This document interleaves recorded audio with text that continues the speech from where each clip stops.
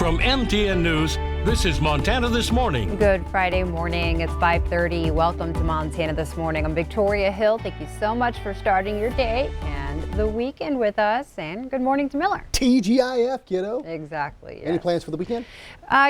Just the usual. Do you want me to go into great detail or? I don't know. We only got an hour and a half left in the show. Exactly.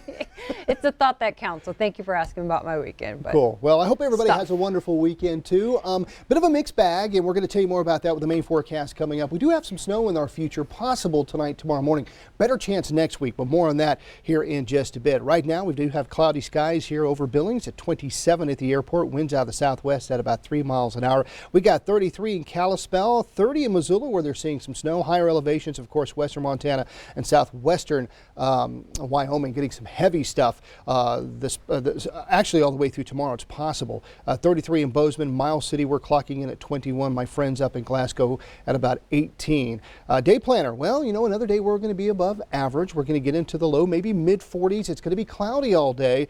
Now, the high-res model seems to think we're going to have a chance of rain this morning, maybe a bit of a break in the afternoon. Then it returns later on this evening, and that's when it could transition to snow. We're looking at maybe less than a half an inch here in Billings when we wake up in the morning. But if you like snow, it's been very, very calm for this winter. Well, we've got a big change coming mid next week and our best chance of snow in a while. We'll tell you about that coming up here in just a bit, Vic. All right, so at least the cooler temps will have something to show for it. I'm interested in finding out how many mornings in a row we've had where it's been just kind of dark and gloomy. It's getting to me, man. I just look out the window and I'm like, it's 8 in the morning and it's just so dark out there and it's like, why? Why? I need some sunshine. You know what? I'm gonna make a few calls to Mother Nature. Me and her like this. Let me see if I can work on that. Get her to just break open the clouds a little bit. I need it. All right. Thank you so much, Miller.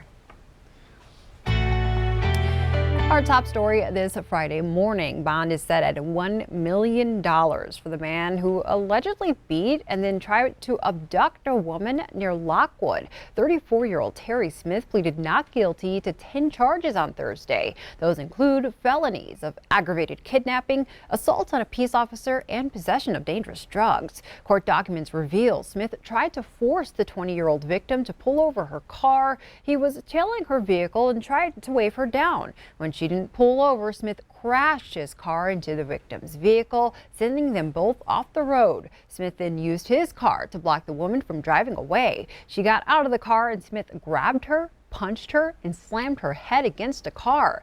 The victim asked Smith why he was doing this to her, and he said, "I need you for something."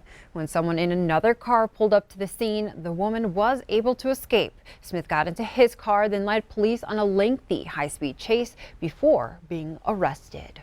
Governor Greg Gianforte has an optimistic outlook for the future of Montana. In his first State of the State address last night, he focused on the pandemic and an economy on the upswing. MTN's Jonathan Ambarian has more on the speech.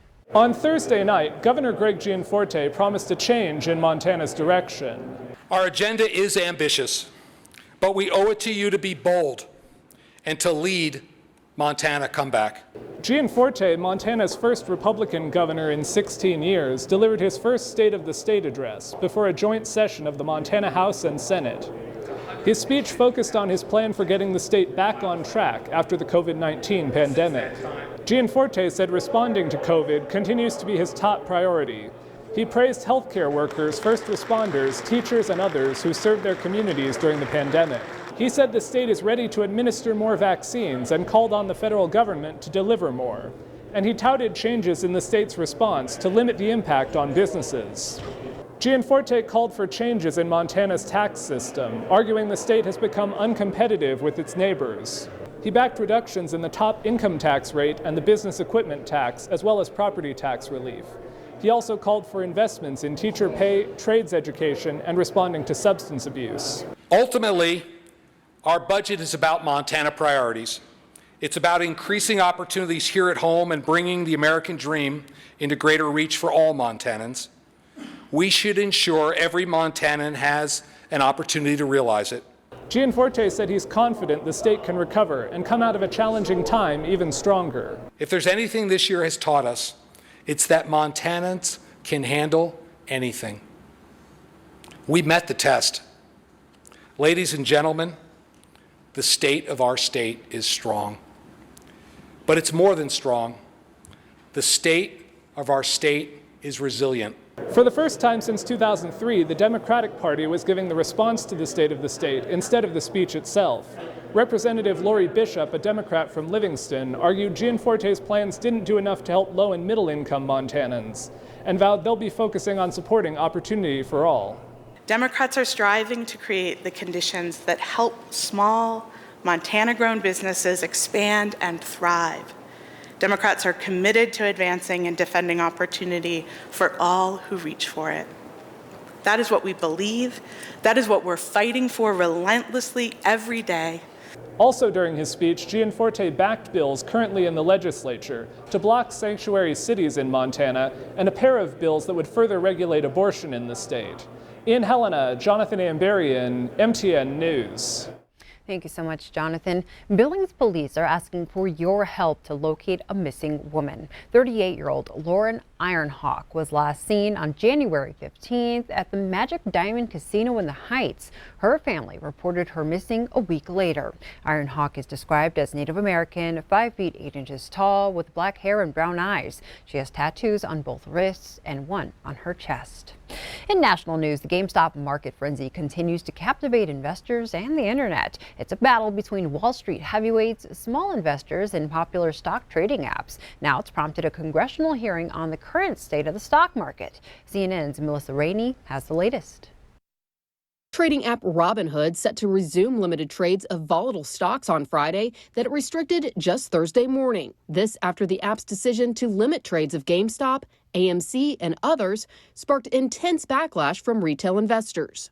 So we're really in unprecedented times, and in order to protect the firm and protect our customers, we had to limit buying in these stocks. Shows you the power of the internet and forums like Reddit. A group of small, quote, retail investors teamed up through an online forum on Reddit called Wall Street Bets. They started buying up shares of struggling stocks, all in an effort to check hedge funds betting against or shorting the flailing companies and to make money in the process. They're placing bets on a market in a way that they're actually affecting the odds of the outcome. The stocks soared, but because of the temporary restrictions on trading, the stocks then fell. That's where the outrage comes from, because Wall Street rips off America all the time.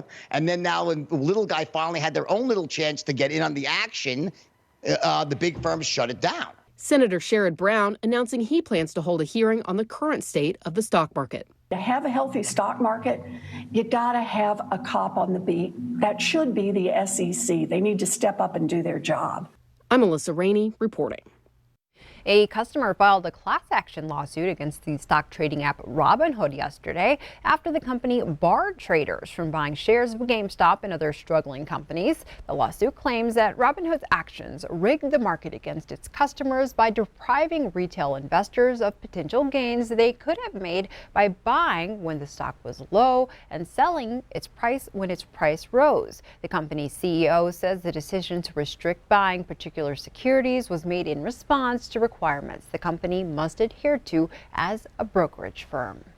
Billings financial advisor Gary Buchanan says in his 40 years in the business, he has never seen anything like this. He says he can't see how anybody wins in the end and believes these small-time investors and the big hedge funds are going to lose out on a lot of money. A bunch of individual, mostly young investors are essentially flipping the middle finger to hedge funds on Wall Street, and it's pretty unique in that respect. Certainly, tell any of my clients or any investor, stay out of this game. There's going to be a lot of hurt coming, and if you want to play a game similar, that's more fun and less dangerous, put on your mask and go to your local casino. You probably have a better chance of making money and a lot less a chance of being hurt. And sticking with business news, thousands of retailers are expected to close their doors this year. A new report predicts 10,000 retail stores will go out of business this year. That would be an increase of 12% from last year when 8,700 retail stores closed. This same report predicted 25,000 closures last year, but researchers say businesses stayed afloat by renegotiating rents and expenses. The study shows many of those businesses will likely close this year once past due bills need to be paid. President Joe Biden wants to improve access to health care. He signed an executive order that creates a 3-month enrollment period on healthcare.gov. That window will run from February 15th until May 15th. The president made a campaign pledge to expand the Affordable Care Act. A statement released by the administration said affordable access to health care also gives families economic security and peace of mind. Now for the latest on the pandemic, the discovery of yet another COVID-19 variant is adding even more urgency to the fight against the coronavirus. Experts say it may spread more easily, and the vaccines we currently have may not be as effective against it. CBS's Deborah Alfarone has more. A dangerous new coronavirus strain has turned up in the United States, infecting 2 patients in different parts of South Carolina. There is no known travel history, and there's no known connection between the 2 cases. This variant was initially detected in South Africa. It's believed to be more contagious and possibly more resistant to vaccines. The more uncontrolled spread of virus there is in this country or anywhere in the world, the more likely it is that strains will emerge and spread which are either more infectious or potentially even more lethal. The discovery comes as another highly infectious variant takes hold in the U.S. It was first identified in the U.K. and has now been found in over half the states. There are some encouraging signs to report. The nation's overall infection and hospitalization numbers are down roughly 35% from highs set earlier this month.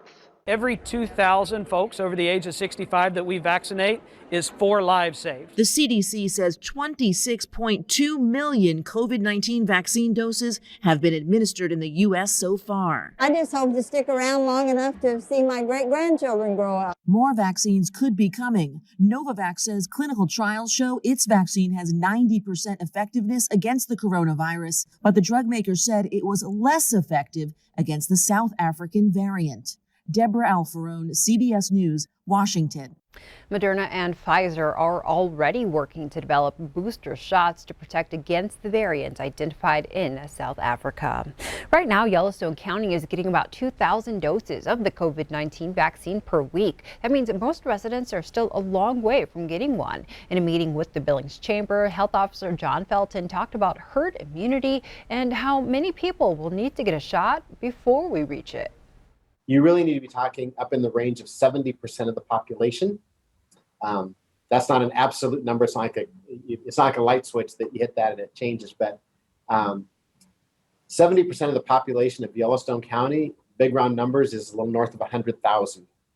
And we have right now about 3,000 that would be considered fully vaccinated.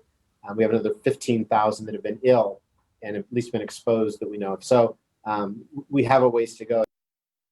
John Felton says about 14,000 people have received their first dose and about 3,200 have taken the second dose and are now fully vaccinated.